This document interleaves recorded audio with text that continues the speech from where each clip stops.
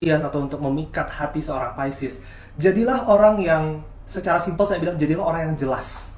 Ya, jadilah orang yang bisa dengan lancar mengkomunikasikan apa yang kalian pikirkan dan apa yang kalian rasakan ke si Pisces ini.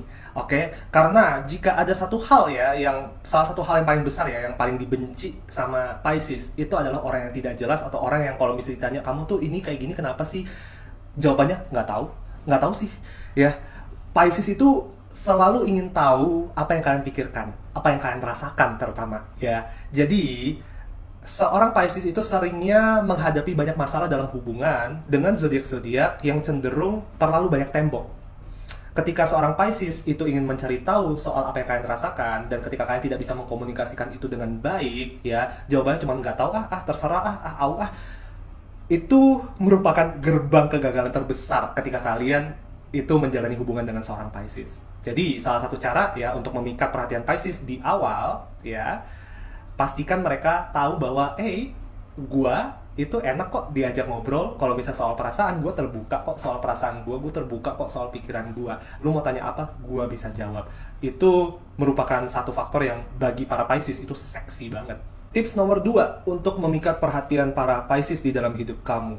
Jangan jadi orang yang kasar, tidak sopan, dan jangan jadi orang yang kesannya tuh antagonis.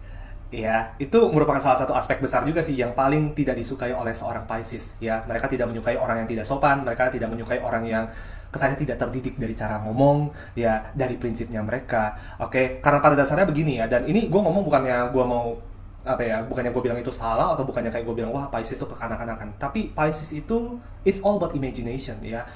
Imajinasi atau daya imajinasi Pisces itu adalah salah satu aset terbesarnya mereka.